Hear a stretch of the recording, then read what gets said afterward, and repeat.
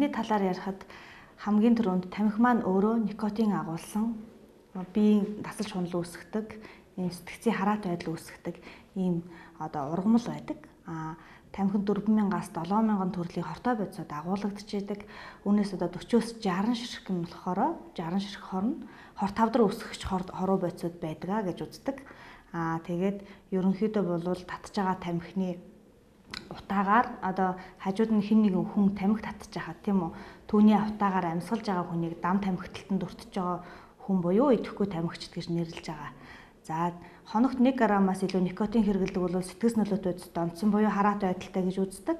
Тэгэхээр 1 грамм никотин гэдэг бол тухайн хүн ямар тамхи татж ийн гэдгээс шалтгаалаад зарим манай Монголд үйлдвэрлэгдэж байгаа алтан навчис, улаан шонхор гэх мэтчлэнгийн тамхинууд бол 1 ширхгийн янжуурандаа 1 грамм никотин хүртэл агуулж байгаа юм өндөр тунтай хортой бодисыг агуулдаг байна тийм ээ.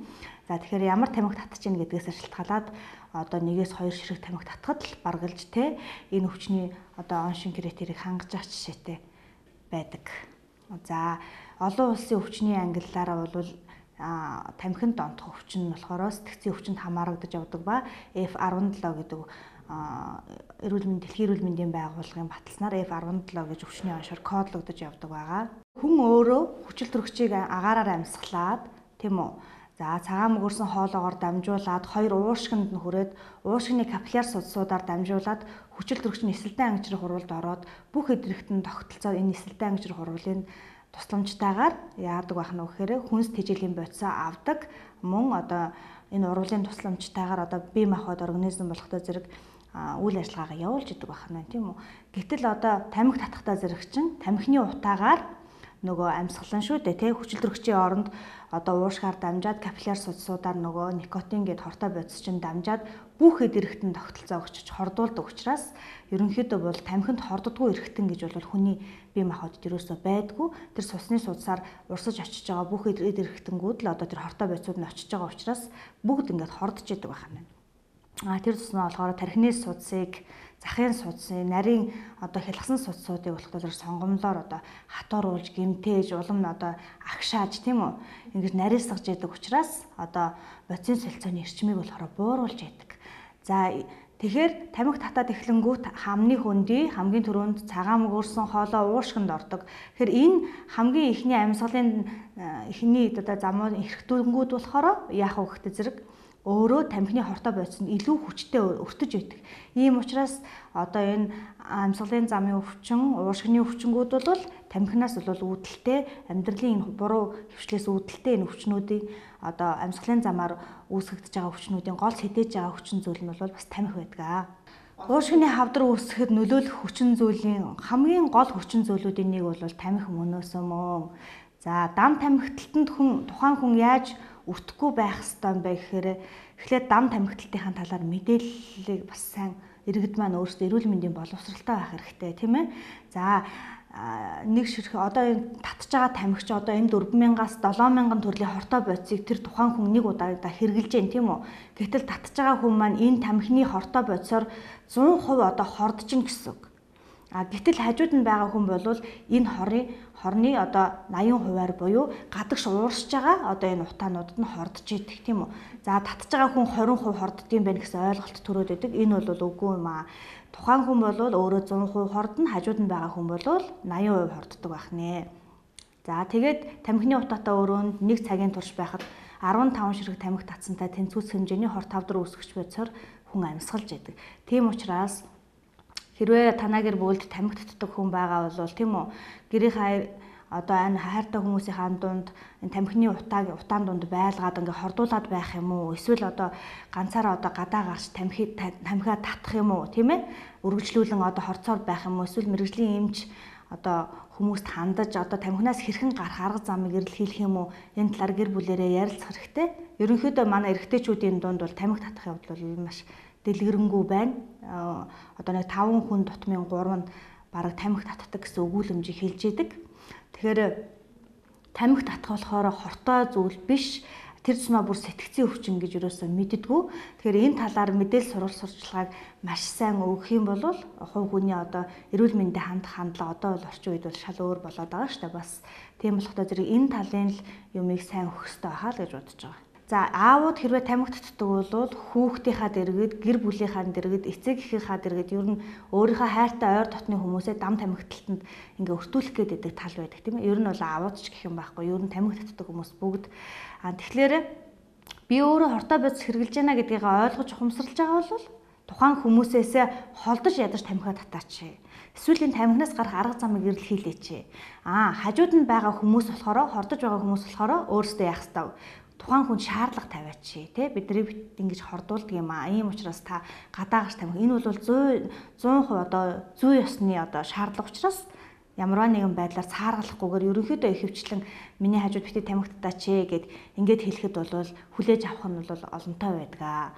За жирэмсэн хүний хувьд бол жирэмсэн хүн чинь өөрөө давхар ураг тээж авж байгаа хүчил төрөгчийн хэрэгцээ бол нэмэгдсэн байдаг учраас одоо угаасаа өөрөө явж байхдаа л одоо манай чинь агаар ус одоо бүх юм л одоо хортой болж байна тийм үү?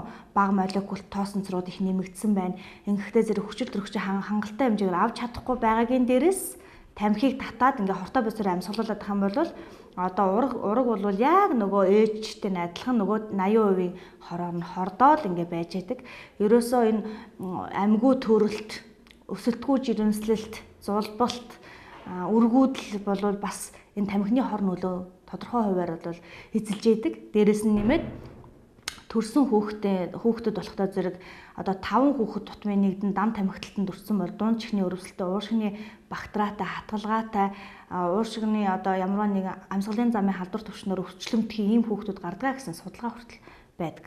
Тамхинаас гарах олон арга замууд байдаг. За Дэлхийн эрүүл мэндийн байгууллагын зөвлснөөр бол тамхиг шууд хайна гэж зөвлөдгөө. Шууд хайж чадахгүй одоо мэдээж хэрэг тэр хүн хардаа өөрийнхөө мөнгийг гаргаад, цаг завыг гаргаад тийм үү? Тэр тамхиг худалдаж аваад татж яана гэдэг чинь өөрөө биеийн болон сэтгцийн хувьд хараат байдалтай байгааг илэрхийлж байгаа байхгүй. Тэгэхээр шууд хайж чадах уу гэвэл үгүй. Яг л хараат байдалтай байгаа тийм үү? Тийм учраас мэрэгжлийн хүнд заавал ханднаа. Одоо танин мэдхүн сэтгэл зүйн зөвлөгөө гэдэг юмыг авнаа тийм ээ. Эрүүл мэнд чинь хэрхэн одоо хор нөлөө үзүүлдгийн одоо арьс, үс, гоо сайхан, нүдний склер одоо шүд тэгэл одоо нөгөө нэг сая би хэллээ амьсгалын дээд зам эргэтнүүд тийм үү. Эдгээрт одоо яаж нөлөөлдгийг.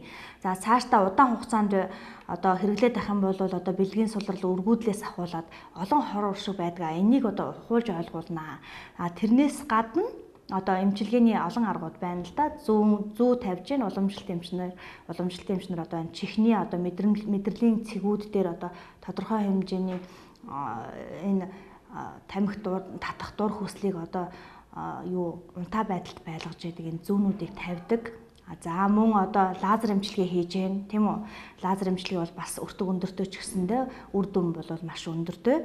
За мөн одоо 2018 оны 5 сараас эхлээд Табакс гэд тамхинаас гаргах эмийн бэлтгэл манай Монголд орж ирсэн байгаа. Албан ёсоор нээлттэй хийгээд орж ирсэн байгаа.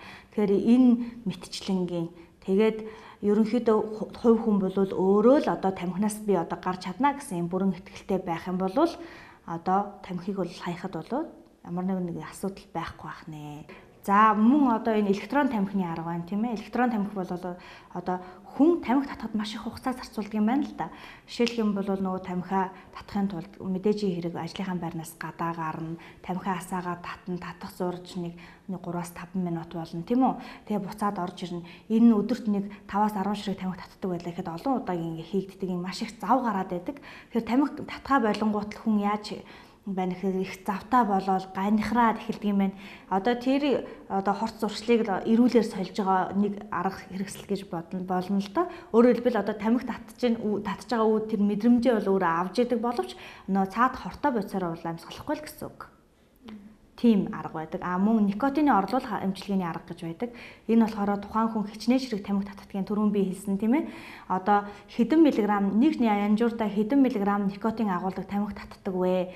Тэрийг нь тухайн өдөрт татдаг тамхиныхын тоогоор үржүүлэхдээ зэрэг тухайн өдөрт хэрэглэдэг никотины хэмжээ гарч ирдэг. Энийг нь хүнд одоо хүний арьсан дээр одоо наалт хэлбэрээр наагаад өгчдөг. Тэгэхээр зөвхөн никотинд хордно, бусад нөгөө хортой босуудад хордохгүй байх нь байна, тийм үү? За ингээд баг багаар никотиных нь хэмжээг ингээд бууруулсараагаад одоо хамгийн сүүлд нь одоо никотиноос нь одоо ингээд баг багаар одоо багасгаж никотиных нь хорыг багасгаж ингэж гаргах арга байдаг л да. Энэ никотины наартын арга бол. Тэгэхээр мэрэгжлийн хүнд хандах нь бол хамгийн гол нь зөв. За олон жил тамхи татсан хүмүүс гинт тамхиг одоо хаях нь одоо муу гэж яриад байдаг тийм ээ. Гэтэл одоо энэ хүмүүс яагаад ийм одоо сэтгүүтэй болж байгаа нэгтэй зэрэг гинт тамхи татж байгаа хаянгуут нөгөө хүн чинь өвдөөд л өвчлөөд эхэлдэг. Тэгтэл нөгөө тамхинд чи өөрөө никотин гэд одоо нөгөө өвчин наамд ах тийм үү? Одоо сэрлийн процессыг дарангуулж яадаг. Энэ ямарваа нэгэн байдлаар одоо мансууруулж яадаг сэтгэл судлалын төгт бодисуд байгаад байна шүү дээ. 4,000-аас 7,000 төрлийн бодис. Энэ чинь ингээд байнга хэрэглээд ахаар өдөр болгон хүний одоо энэ бие махбодод үүсэж байгаа өвчин хуучин баг зэргийн одоо зовир шаналгаа ингээд дарангуулад байдаг байх нь шүү дээ. Дээрээс нэмээ сэрлийн процессыг дарангуулж байгаа учраас тэр хүн одоо энэ тэндээ одоо биед нь үүсэж байгаа өвчнийг мэддэггүй байх нь, таньж мэддэггүй байх нь. Гэтэл тамхи хаяад ирэхдээ зэрэг тэр бодисоор үйлчлэхээ болчихдоо зэрэг тэрийг мэдэрч эхлэх нь зөв. Тийм учраас одоо тамхи хайчихтаа зэрэг одоо миний бие муудчлаа гэсэн ойлголт байгаад байдаг. Тамхиг хаяхаар одоо бие өвддөг биш. Тамхиг хаянгууд 4 хоногоос 7 хоног, 10 хоног, 14 хоног, 3 сард гээд дандаа хүний эдэрхтэн тогтолцоонд эерэг одоо үйл ажиллагаанд эерэг үзүүлэлт гарсан юм шинжилгээ судалгааны үзүүлэлтүүд ч хүртэл байдаг. Олон жилээр тамхи татсан хүмүүс бол нөгөө уушиг сэргэшгүй өөрчлөлтөнд орж идэг тийм ээ. За тамхины никотинд хордохоосоо гадна тамхины бох буюу тийм зууралтамтай, нялцанхай, хар өнгийн хоруу чанартай бодис байдаг. Энэ болохоор уушгийг одоо нөгөө байрлсан газараа хөхрүүлээд харлуулад нөгөө бүтцийг нь алдагдуулаад ийм байдалтай болгодог. Ер нь тухайн хүн хэр зэрэг удаан хугацаанд тамхи татсан бэ гэдгээс шалтгаалаад тамхи татаагүй хугацаанд уушиг эрүүлждэг. За мэдээж 1-3 жилийн хугацаанд тогтмол тамхи татахгүй байж гэмээжин хэвийн үйл ажиллагаанд орох боловч хэрвээ тамхи татчих хугацаанд тэр хүний уушгинд эргэшгүй өөрчлөлт орсон болвол энэ байдал бол уламд ордохгүй байх арга замтай гэхээс биш одоо улам эрүүл хүнтэй адилхан бол эрүүлжнэ гэхэд бас өрөөсгөл байдаг.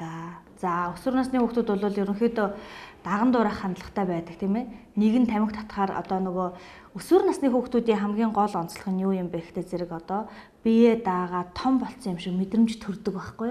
Тэгэхээр одоо тамхи татж байгаагаараа өөрийнхөө нөгөө том болсон одоо би одоо насанд хүрсэн гэдэг юм мэдрэмжийг авахын тулд нэг тамхи татж байгаа нэгнийгаа ингээд даган дуурайж олноороо тамхи татах явдал бол байдаг. Гэтэл цаана ямар эрүүл мэндийн хор оршиг одоо учирдаг вэ гэдгийг болохтой зэрэг хараахан мэддгүү эрүүл мэндийн боловсрол сул байдаг.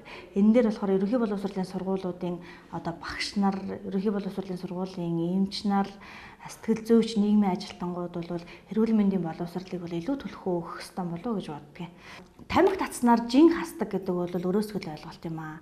Тамхи татснаар болохоор бодисын солилцооны эрчим буурч байгаа учраас төрөх хугацаанд бодисын солилцоо хямарч байгаа учраас тийм үү жин нэмэхгүй байх одоо тийм хандлага ажиглагддаг боловч энэ маань бол яг турах эрүүл арга бол биш маа гэдгийг л хүүхд залуучд хэлэх хэрэгтэй байна. Жил болгоны 5 сарын 1 дэлхийн тамхигүй өдөр байдаг. Үүнтэй холбоотой одоо жил болгоно тамхины эсрэг одоо аян зохион байгуулж байдаг. Энэ жил бол тамхигүй ажлын байр, тамхины ишгүй ажлын байр гэсэн уриатаагаар одоо явагдаж байна. За тэгэхээр та бүхэн тамхи татдаг бол тамхинаас татгалзаараа хэрвээ татгалзаж чадахгүй бол одоо эргэн тойрондоо байгаа хайртай дотныхоо хүмүүсийг бүү хордуулаарай гэж уриалъя.